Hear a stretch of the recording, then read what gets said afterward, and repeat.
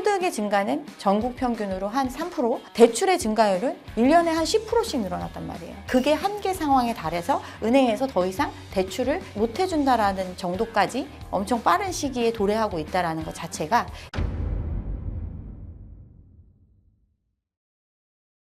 자, 그럼 효과사님, 지금 현재 시장이 매매도 오르고 전세도 오르고 월세까지 지금 굉장히 많이 오르고 있는 상황인데요. 지금 세제 개편한 이후에 그럼 앞으로의 시장은 좀 어떤 식으로 좀 흘러갈 가능성이 있을까요? 일시적으로는 이 수급 불균형의 문제가 생길 수밖에 없고 그 부분이 이제 전세 부분이겠죠. 임대 시장이 그렇게 되겠죠. 이런 부분들에 있어서 일부 자극되는 지역이 생길 수 있다. 그렇지만 결과적으로는 이제 주택의 수에 본인이 맞는 집으로 찾아 들어가거나 아니면 그걸 유지할 수 없는 사람은 팔아서 실제로 거기를 수요할 사람이 들어가주는 이런 이제 흐름으로 가기 때문에 점차 안정이 될 거라고 저는 생각을 합니다. 근데 아까 말씀드렸던 것처럼 정부가 기본적으로 의도하는 방향 자체가 이런 전세가 우리가 살 때는 물론 좋죠. 그렇지만 이 시장에 너무 많은 폐해를 줬던 제도이긴 하거든요. 집주인 입장에서는 원래의 레버리지보다 훨씬 더 큰 레버리지를 활용해서 집을 살 수 있었던 해줬던 그 자금이 됐었던 거고 세입자 입장에서는 본인이 매수를 하지 않더라도 그 지역을 월세보다는 싸게 이용할 수 있었던 그런 제도였는데 과거에는 이게 유지될 수 있었던 게 전세는 자기 자본의 성격이 강했기 때문에 그래도 어느 정도 그 능력이 되는 사람들이 거기를 받쳐주고 했었는데 지금은 전세에 대한 대출이 한 200조 가까이 이미 녹아있는 시장이잖아요. 그렇기 때문에 그걸 안정적으로 전세가 매가를 받쳐준다 이렇게 보기에도 실질적으로 불안한 요소를 갖고 있는 시장이거든요. 이런 부분들이 좀 시간이 흐르면서 점차 안정화될 거다라고 저는 생각을 합니다. 자, 그럼 뭐 지금 집을 좀 사야 할지 고민하시는 분들이 좀 있을 것 같은데요. 이분들이 좀 궁금한 건 지금 이 시장이 그럼 과열된 건지 아니면 좀 정상적인 흐름일지 결국 앞에서 조금 말씀해 주시긴 하셨는데 지금 사야 되는 건지 아니면 좀 기다려야 되는 건지 임대차를 조금 더 지속해야 될 건지 어떻게 해야 되는 게 맞을까요? 본인 입장에 따라서 선택을 하시는 건데 제가 이제 얼마 전에 상담하신 분이 그런 얘기를 하시는 거예요. 이제 본인이 비거주로 서울 수도권에 이제 좀 괜찮은 아파트를 가지고 있는데 본인이 실제 거주하는 거는 이제 송파에 살고 계셨는데 이런 문제가 생긴 거예요. 그래서 비거주하고 있는 1주택을 처분하고 이제 자기가 실질적으로 자녀 양육이나 어떤 교육이나 이런 것까지 다 고려해서 어디로 가야 될지 모르겠다. 그래서 처분하고 일정 부분 봉헌할 수 있는 자금을 합치면 갈 수 있는 데가 어디밖에 없다. 이런 고민들을 하시는 거죠. 이런 부분 같은 경우는 갈아타기가 선택이 될 수 있는 거죠. 집을 기존에 비거주하던 집은 내가 아무리 시간이 지나도 거기에 거주할 이유가 없었던 집이었던 거고 그런 상황을 정리하고 실제 이제 자기가 거주하고자 하는 지역으로 옮겨가는 선택 이렇게 하시는 분들도 있을 거고 또는 이 시장에서 내가 지금 살펴보니까 이걸 다 정리하고 들어가도 마땅히 내가 이걸 가는 게 별로 큰 이익이 없을 것 같아라고 판단하시는 분은 그 돈을 가지고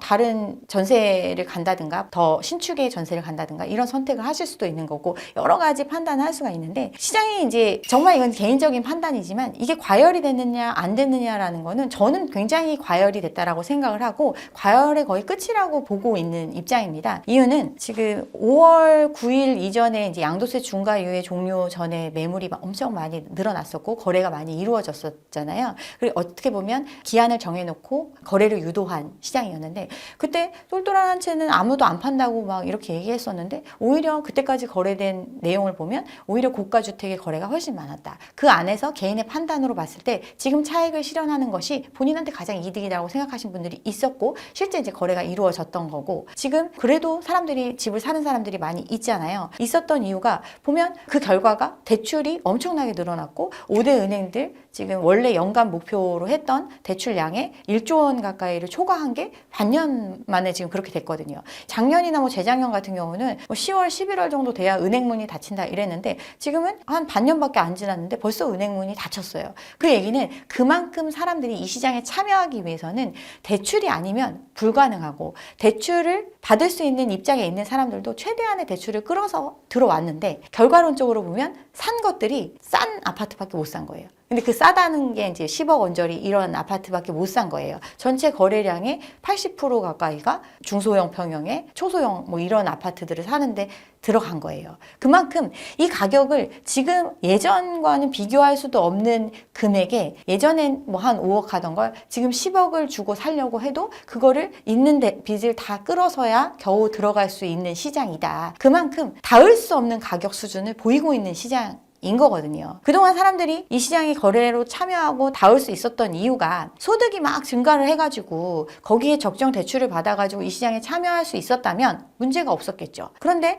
우리가 10년을 놓고 봤을 때 소득의 증가는 전국 평균으로 한 3%, 서울은 좀 낮다고 해서 3, 4% 정도의 성장률을 보였는데 대출의 증가율은 1년에 한 10%씩 늘어났단 말이에요. 그러니까 소득이 증가하는 속도로는 대출이 증가하는 속도를 따라잡을 수 없을 만큼 대출을 늘려서 이 시장에 참여해 왔고 그게 한계 상황에 달해서 은행에서 더 이상 대출을 못 해준다라는 정도까지 지금 그런 상황이 또 1년 안에 엄청 빠른 시기에 도래하고 있다는 것 자체가 이미 과열된 시장임을 보여주는 거죠.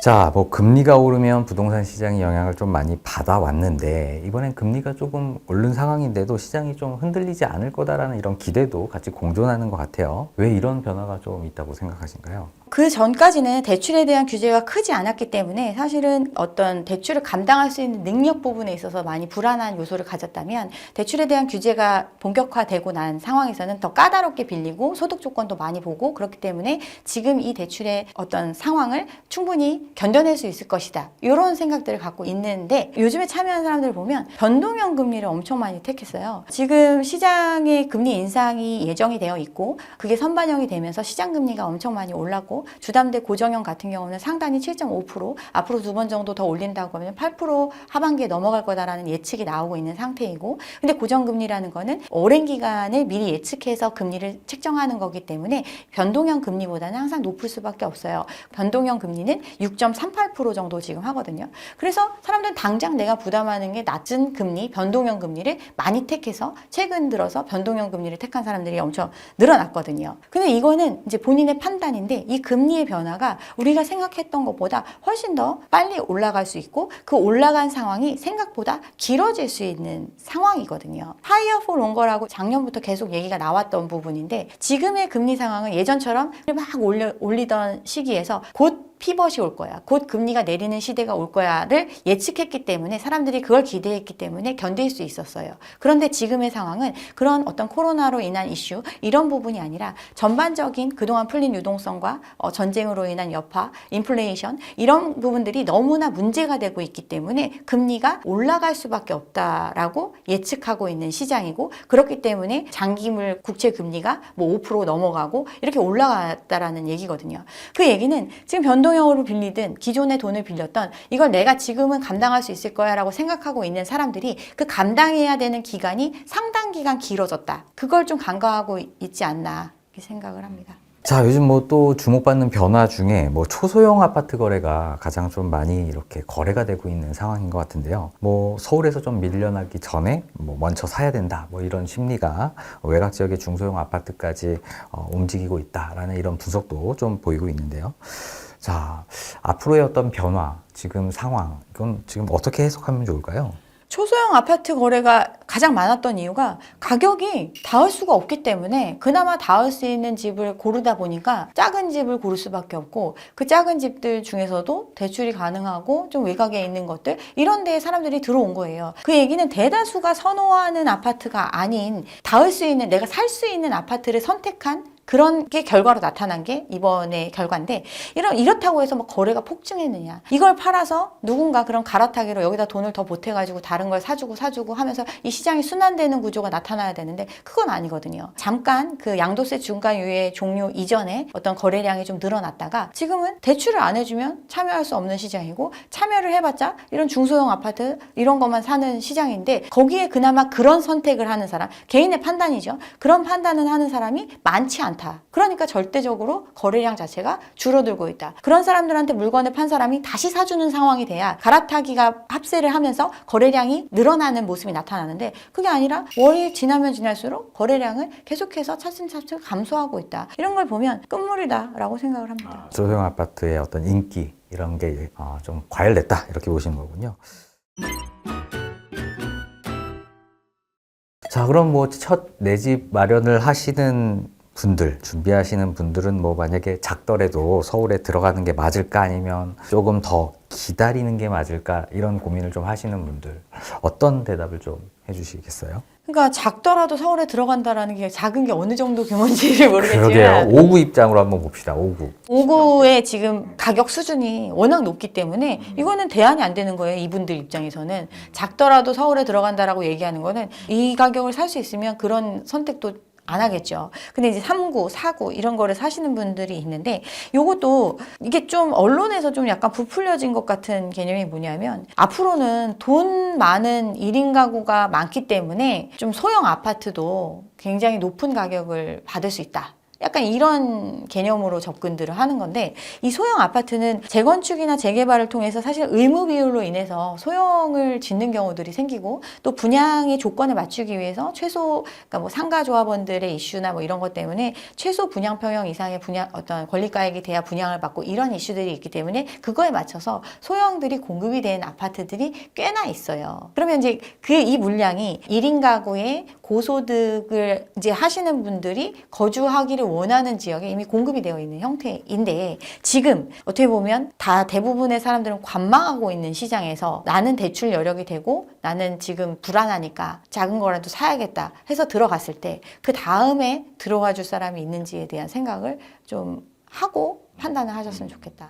자, 그럼 이번엔 한번 재개발 이야기를 한번 해볼까요? 그 비아파트 중에서 아파트 대신에 이제 빌라를 선택하시는 분들이 최근에 이제 정비 사업 이제 기대감이 좀 있다 보니까 재개발 시장에도 좀 많이 매매가 원활한 것 같은데요. 재개발을 선택하는 건 평가사님이 보시기엔 좀 어떻게 생각하세요? 제가 요즘에 이런 물건을 엄청 많이 봤거든요. 이게 뭐냐면 서울시에서 지금 추진하는 것이 민간을 통한 개발을 많이 활성화하겠다. 신통 계획도 하고 모아주택도 하고 뭐 이런 걸 하면서 아파트 외에 이제 일반적인 기존의 구축들이 있었던 데들 이런 데를 다 모아가지고 다 개발지로 지금 지정하고 막 이렇게 하고 있어요. 그러다 보니까 재건축, 재개발에 대한 기대감이 있는 거예요. 그래서 어떤 게 많으냐면 구축을 사서 밀고 아직 지정되기 직전의 예정지에 신축 빌라를 짓는 거예요. 한 6세대 뭐 이렇게 7세대. 그래서 그거를 어떤 지정 전에 완공 지을 수 있다. 선분양해서 팔아요. 그러면 이제 사는 사람 입장에서는 여기 서울에서 이제 곧 구역을 지정해 줄 거고 지정이 되고 나면 분양권 나올 거고 그러면 전세 대출로 들어오는 사람도 있을 거고 아니면은 대출도 금액이 작으니까 자기 자본 한 2억에서 3억 언더 요 정도의 규모로 들어올 수 있거든요. 그래서 이걸 사시는 분들이 있는 거예요. 그런데 지금 이제 모아주택을 하거나 신통기획을 한다는 거는 예전 어떤 아파트 기존의 강남권에 있던 데보다는 사업성이 좀 떨어지는 지역들이란 말이에요. 그런데 조합원 수가 늘어나는 거예요. 조합원 수가 늘어난다는 거는 일반 분양을 통해서 조달할 수 있는 주택 수가 줄어든다라는 걸 뜻하고 그렇다면 개별적으로 부담금이 늘어난다는 걸 의미하거든요.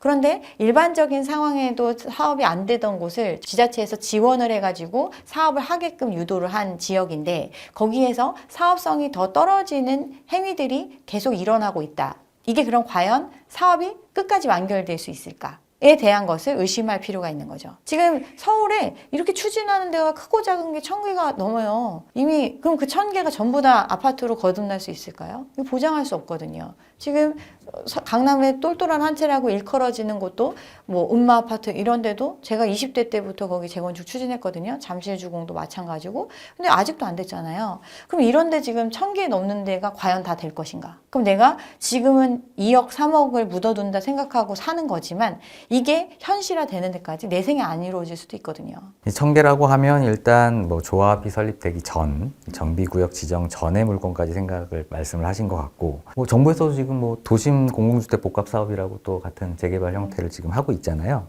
그래서 이런 어떤 극초기의 어떤 재개발의 물건들은 좀 위험할 수 있다. 뭐 이렇게 말씀을 해주시는 거죠. 네. 그러면 뭐 재개발 같은 경우에는 뭐 극초기는 좀 위험하겠지만 그래도 어느 정도 사업이 좀 진행되고 있는 것들, 이런 것들은 좀 어떤가요? 그런 것들은 이제 프리미엄이 너무 과도하게 형성되어 있지 않는가를 판단을 해야 되겠죠. 그러니까 예전에 정비사업 같은 경우는 사업의 진행 단계마다 단계적인 가격 상승을 보였거든요. 그만큼 리스크가 사라지는 것이 가격으로 반영되는 형태였는데, 지금은 이제 사업이 추진된다고 하면 이미 이제 종결될 때를 기준해가지고 거의 프리미엄이 형성되어 있는 지역이 많아요. 그러면 실질적으로 사업의 기간이 예상했던 것보다 경험적으로 훨씬 더 길어지는 형태이고, 어떤 공사비나 이런 부분들, 또 사업 금융 비용이라든가 이런 것들이 많이 증가를 하는 형태이다 보니까 실질적으로 처음에 예상했던 분담금보다 훨씬 더 높은 분담금이 나올 수가 있는데, 지금 그 원소유자의 물건을 살 때는 그 분담금을 이제 최소의 분담금을 가정한 상태에서 나중에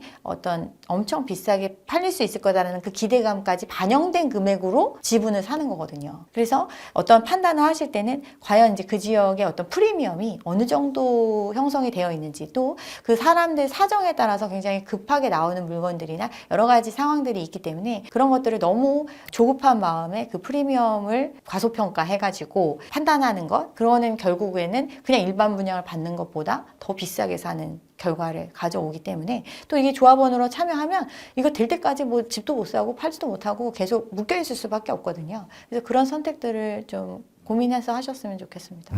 네, 규제가 있다 보니까 또 가격에 좀 많이 반영이 돼 있다. 뭐 이런 말씀이신 거죠. 그래서 약간 위험하니 좀 잘 알아보고 가격을 잘 살펴보고 접근하는 게 좋겠다. 네.